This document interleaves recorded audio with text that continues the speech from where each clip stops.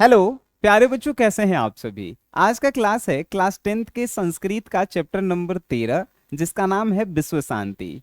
यानी कि इस चैप्टर में प्यारे बच्चों हम लोग पढ़ेंगे कि आज पूरा विश्व में जो है क्या है, अशांति फैला हुआ है। अशांति मीन्स क्या है, तो पूरा विश्व में जो है एक दूसरे से देश जो है आपस में लड़ रहे हैं, देश के लोग जो है एक दूसरे से आपस में लड़ रहे हैं।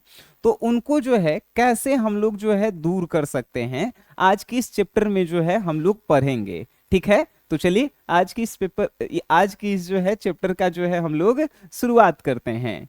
आप सभी लोगों को इस प्रकार से पढ़ाया जाएगा कि जब इसके आप ऑब्जेक्टिव और सब्जेक्टिव क्वेश्चन बनाएंगे प्यारे बच्चों, तो एक भी क्वेश्चन आपसे छूटेगा नहीं।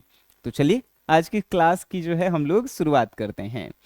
पाठ्यस्मिन् संसारे वर्तमानस्य अशांति वातावरणस्य चित्रम तत्म तत्मा धानोपास्य निरूपतो। यानी कि इस पाठ में संसार में फैले हुए अशांति के वातावरण का चित्रण और उसके समाधान के उपाय जो है बताए गए हैं। इस पाठ में जो है बताया गया है कि संसार में जो है कैसे अशांति फैला गया है और उसके क्या उपाय हो सकते हैं, मतलब अशांति को दूर कैसे किया जा सकता है और विश्व में शांति कैसे बनाया जा सकता है। ठीक है, देशेषु आंतरिके बाधा च अशांति वर्तते। यानी कि सभी देश में आंतरिक विवाद और अशांति जो है दिख रहा है। सभी देश जो है अंदर से ही जो है अशांति है, मतलब देश के अंदर में ही अशांति बना हुआ है। जैसे भारत के ही मान लेते हैं, तो भारत के लोग जो है आपस में लड़ रहे हैं कि तुम उच्च जाति के हो तो तुम इस धर्म के हो, तो तुम इस धर्म के हो, तो आपस में ही लड़ रहे हैं। तो सभी देश में ऐसा हो रहा है। ठीक है, आगे तामुपेश्य ना कश्चित स्वजीवनम नेतु समर्थ। यानी कि उसे नजरअंदाज कर कोई भी अपना जीवन शांति से नहीं जी सकता है। अगर देश में अशांति फैला हुआ है और आप सोच रहे हैं कि भाई दुनिया कुछ हो करे, हम अपन जीवन जिएंगे, तो अशांति को नजरअंदाज करके कोई भी अपना जीवन शांति से नहीं जी सकता है। ठीक है, सेयम अशांति सार्वभौमिके वर्तते इति दुखस्य विषय। यानी कि यह दुख की बात है कि यह अशांति अब विश्वव्यापी हो गई है। मतलब बहुत दुख की बात है कि अब जो है अशांति पूरे विश्व में हो गई है, जितना भी विश्व में देश हैं। ठीक है, सर्वे जना तया अशांतया चिंतिता संति संसारे तन्निवारणाय प्रयासा कियन्ते। यानी कि सभी लोग इस अशांति से चिंतित हैं और संसार में उसकी रोकथाम के प्रयास भी किए जा रहे हैं। विश्व में जो अशांति फैली हुई है उससे विश्व के सारे लोग चिंतित हैं, और अशांति को शांति में कैसे चेंज किया जाए इसके लिए लोग जो है प्रयास भी कर रहे हैं। तो आइए जानते हैं प्यारे बच्चों। देखिए अब जो है इस चैप्टर का जो है क्या था, शीर्षक था। शीर्षक मीन्स जो है इस चैप्टर में क्या पढ़ाया जाएगा, क्या इस चैप्टर में है, ये बता दिए। अब चैप्टर की जो है शुरुआत होती है। ठीक है, देखिए शुरुआत में क्या कहा गया, वर्तमाने संसारे प्रयास्य सर्वेषु देशेषु उपद्रव अशांति वार्या दृश्यते। यानी कि वर्तमान संसार में लगभग सभी देशों में उपद्रव और अशांति देखी जा सकती है।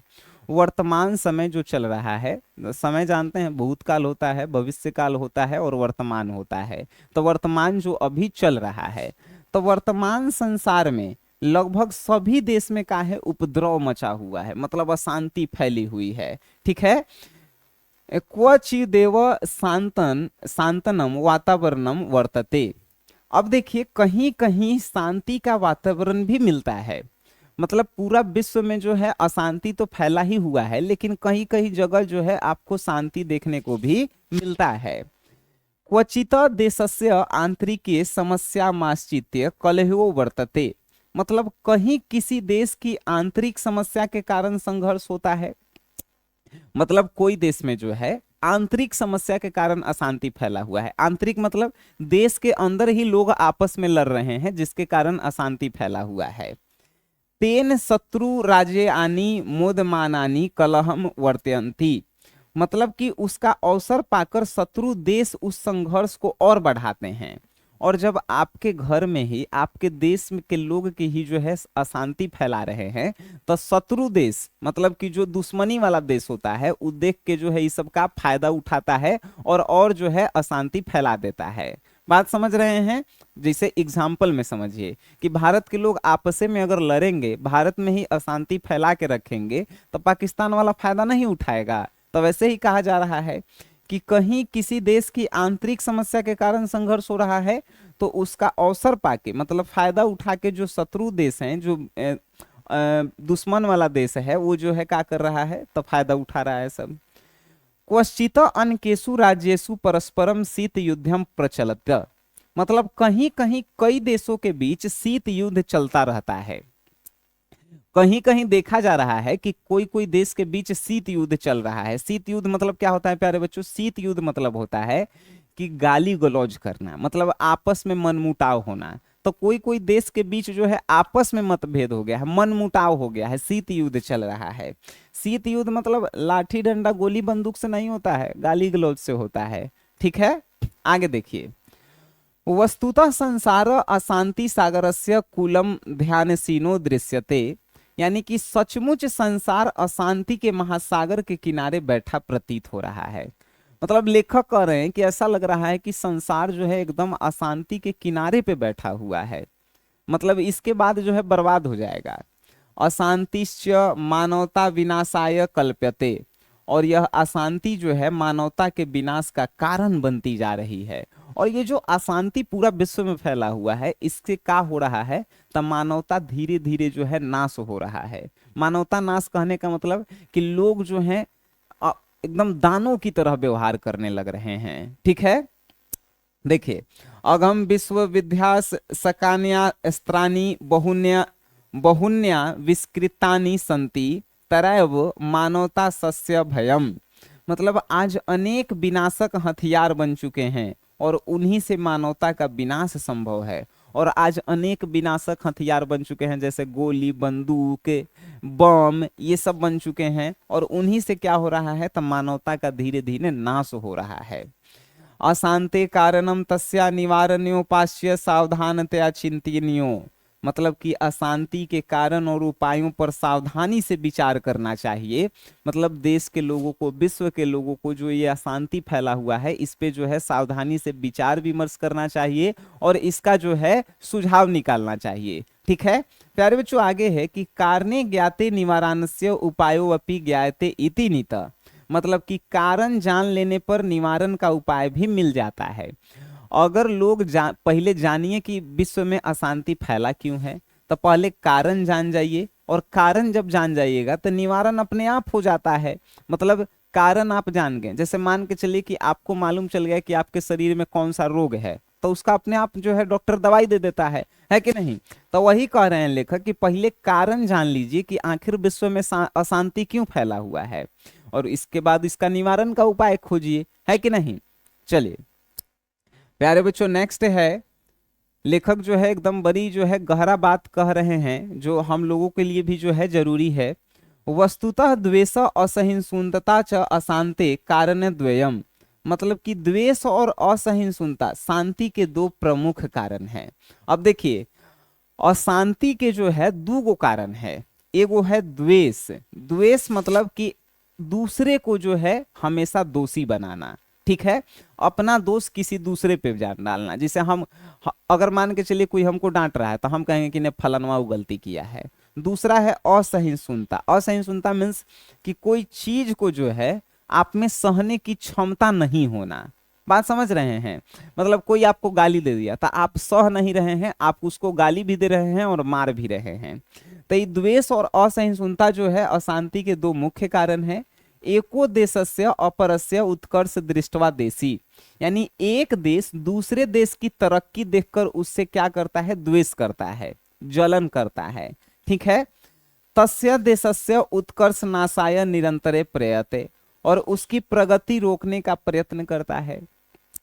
एक देश दूसरे की तरक्की देख के जो है द्वेष करता है, जलता है, अपना जो है शिकायत करता है, उसकी शिकायत करता है कि नहीं? और उसकी प्रगति रोकने का क्या करता है, प्रयास करता है। द्वेष एवं असहिष्णुता जन्यति, यही द्वेष असहिष्णुता को जन्म देती है।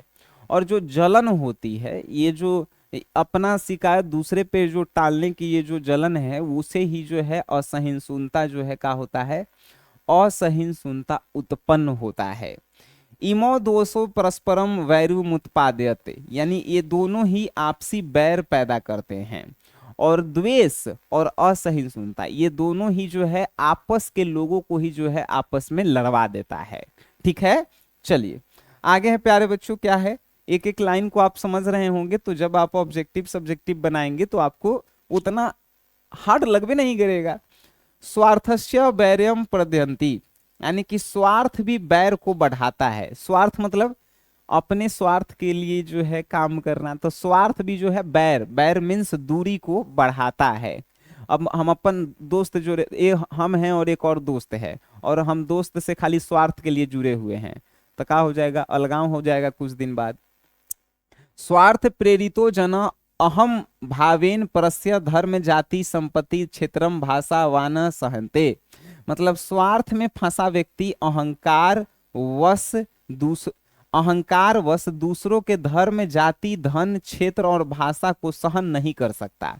आज जो व्यक्ति स्वार्थ में फंसा हुआ है उसके पास घमंड ऐसे ही आ जाएगा, अहंकार आ जाएगा, तो वो व्यक्ति दूसरों के धर्म को कुछ नहीं समझेगा, दूसरों के जाति को कुछ नहीं समझेगा, दूसरे के क्षेत्र को नहीं समझेगा, दूसरे को धन को कुछ नहीं समझेगा, उसके भाषा को नहीं सहेगा। ठीक है, आत्मन एवं सर्व मुक्तिष्टमिते मन्यते, यानी वह समझता है कि जो उसका है वही क्षेत्र है। आज जो व्यक्ति स्वार्थी होता है उसमें अहंकार होता है, और दूसरों के कोई भी चीज को जो है वो क्या कहता है कि नहीं हमरे है। बात समझ गए। राजनीतिक ज्ञास्य अत्र विशेषणे प्रेरका, और राजनेता इसमें विशेष रूप से उकसाने वाले होते हैं।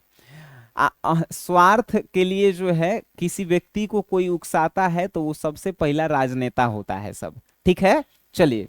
सामान्यो जना न तथा विश्वसन्यपि बलेन प्रेरितो जायते, मतलब कि साधारण जनता स्वयं नहीं बहकती परंतु उसे बलपूर्वक बहका दिया जाता है। और जो साधारण आम जनता होती है वो स्वयं नहीं बहकती है, नेता लोग इसे लड़वा देता है, बहका देता है। ठीक है, आइए प्यारे बच्चों नेक्स्ट जो है क्या है, तो नेक्स्ट देखिए, स्वार्थो प्रदेश बलपूर्वकम निवारणीय, मतलब स्वार्थ की शिक्षा को रोका जाना चाहिए। अगर आप विश्व में शांति चाहते हैं तो स्वार्थ की शिक्षा को जो है पहले रोक दीजिए।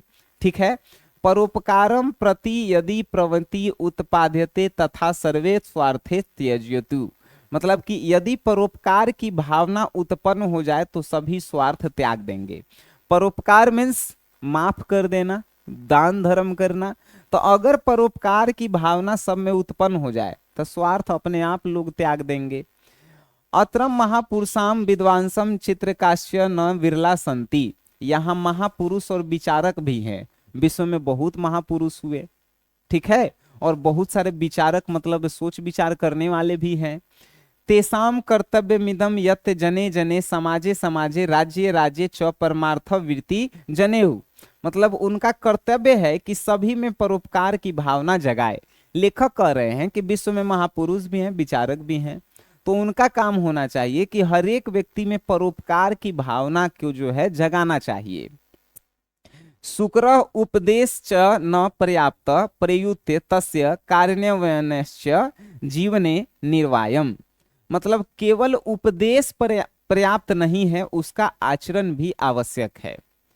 लेखक कह रहे हैं कि जो महापुरुष लोग हैं, विचारक लोग हैं, उनका काम होना चाहिए कि परोपकार लोगों में जो है काची भावना जगाए, और सिर्फ उपदेश ना दे, उसका पहले अपने में पालन करे और फिर लोगों में जो है उसकी भावना जगाए। ठीक है, आगे जो है क्या कह रहे हैं लेखक वो सुनिए। ठीक है, चलिए। उत्कन च ज्ञानम भारम क्रिया बिनाम, कहा गया है कि कर्म के बिना ज्ञान बोझ है। कहा गया है कि आप एकदम ज्ञान एकदम पढ़ लिख के ज्ञानी बन जाइए या कुछ काम करवे मत कीजिए, तो कहा है कर्म के बिना ज्ञान बोझ है, कर्म के बिना ज्ञान नहीं है। देशानाम मध्य च विद्वानाम समितुमेव संयुक्त राष्ट्र संघ प्रभृतय संस्था संति, देशों के विवाद शांत करने के लिए संयुक्त राष्ट्र आदि संस्थाएं हैं। और देशों के विवाद को मतलब एक दूसरे में जब विवाद होता है, लड़ाई होता है, तो उसे शांत करने के लिए संयुक्त राष्ट्र संघ नामक जो है संस्था बनाई गई है। ठीक है। ताश्चे काले काले अशाक्तिमपि विश्व युद्धम निवारयंती, मतलब वे संभावित विश्व युद्ध को भी समय समय पर रोक सकती है।